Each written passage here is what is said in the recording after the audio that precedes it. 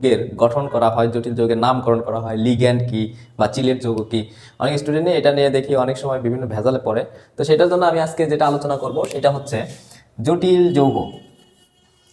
প্রথম পত্রের 3য় অধ্যায়ের অবস্থান্তর ধাতু যে জটিল যৌগ গঠন করে সেটা নিয়ে আলোচনা করব, যে জটিল যৌগ কিভাবে গঠিত হয়। জটিল যৌগের গঠন। তো জটিল যৌগের গঠনের ক্ষেত্রে যে দুইটা জিনিস লাগবে, একটা হচ্ছে জটিল আয়ন আর একটা হচ্ছে ক্যাটায়ন আয়ন, যে কোনো একটা হতে পারে। তাহলে এটার গঠন, যে জটিল যৌগের গঠন কিভাবে হয়। জটিল যৌগের ভিতরে একটা থাকবে জটিল আয়ন, একটা থাকবে জটিল আয়ন।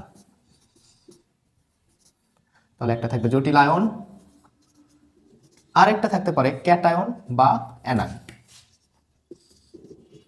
ক্যাটায়ন বা অ্যানায়ন, ক্যাটায়ন বা অ্যানায়ন। তাহলে যদি জটিল যৌগ গঠন করতে যায় আমাদের প্রথমে একটা লাগবে জটিল আয়ন।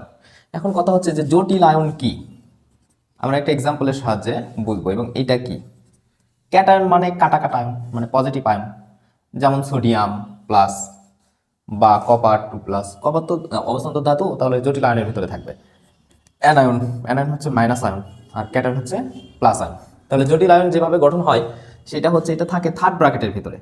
একটা এক্সাম্পল থেকে বুঝাই দিচ্ছি যে জটিল আয়ন কোনটা। জটিল যৌগের একটা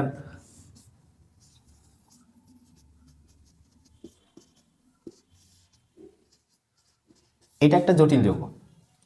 এই জটিল যৌগ দেখো, এই জটিল যৌগের ভিতরে আসলে কি কি আছে। এইটুকু হচ্ছে জটিল অংশ, যেটা থার্ড ব্র্যাকেটের ভিতরে থাকবে।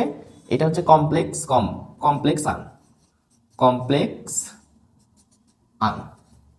আর এটা হচ্ছে অ্যানায়ন, এটা হচ্ছে অ্যানায়ন, অ্যানায়ন। তাহলে এই যে কমপ্লেক্স আয়ন, কোনটাকে আমরা কমপ্লেক্স আয়ন বলবো, যেটা থার্ড ব্র্যাকেটের ভিতরে থাকবে, যেটা থার্ড ব্র্যাকেটের ভিতরে থাকবে। এবং এই কমপ্লেক্স আয়নের মধ্যে যেটা থাকবে, একটা অবশ্যই অবস্থান্তর ধাতু থাকবে। দেখো এটা কিন্তু অবস্থান্তর ধাতু, আর এটা হচ্ছে লিগ্যান্ড। তো লিগ্যান্ড নিয়ে আমি আলোচনা করব, লিগ্যান্ড কি জিনিস আসলে। তাহলে একটা কি জটিল আয়ন, আমি এটাকে ভাঙাই দেখাই। জটিল আয়নটা হচ্ছে এটা কপার অ্যামোনিয়া, নামকরণও শিখবো আমরা। এটা এটা হচ্ছে 2+, আর এখানে আছে সালফেট, অ্যানায়নটা হচ্ছে সালফেট, এই যে সালফেট, এই হচ্ছে কাইন। তাহলে দেখো আমরা এখানে দেখলাম যে এটা জটিল আয়ন আর এটা কি অ্যানায়ন, এই দুইজন মিলে তৈরি হয়েছে কি জটিল যৌগ। তো জটিল যৌগ গঠনের শর্ত হচ্ছে এটা। এবং আমরা এই জটিল আয়ন নিয়ে এখন ব্যাখ্যা করবো যে জটিল আয়নে কিভাবে এটা সৃষ্টি হয়, জটিল আয়নটা কিভাবে সৃষ্টি হয়। এর ভিতরে একটা অবস্থান্তর ধাতু থাকবে, অবশ্যই একটা কি থাকবে, অবস্থান্তর ধাতু। দেখো তো এর ভিতরে অবস্থান্তর ধাতু কোনটা, কপার। তাহলে জটিল আয়নের একটু গঠনটা দেখি, এটা কিভাবে কাজ করে। জটিল প্রথমেই লিখবা অবস্থান্তর ধাতুটা, তাহলে এই যে অবস্থান্তর ধাতুটা লিখলাম। এবং এই যে 4টা লিগ্যান্ড, এটা হচ্ছে লিগ্যান্ড, 4টা লিগ্যান্ড। এই লিগ্যান্ডগুলোকে তুমি এইভাবে 4টাকে সাজাই দিবা।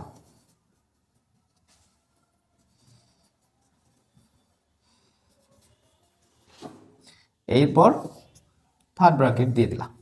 এবং লিগ্যান্ডের এখানে মুক্ত জোড় ইলেকট্রন থাকে, মুক্ত জোড় ইলেকট্রন থাকে। এই লিগ্যান্ডগুলো এইভাবে সন্নিবেশ বন্ধন গঠন করবে, সন্নিবেশ বন্ধন গঠন করবে। তো এইটা হচ্ছে আমাদের দেখো জটিল আয়ন। তো জটিল আয়নের ক্ষেত্রে আমাদের কি লাগবে, লিগ্যান্ড লাগবে এবং একটা কি লাগবে, কেন্দ্রীয় ধাতু বা অবস্থান্তর ধাতু। এটাই কিন্তু আমার জটিল আয়নের গঠন। এখন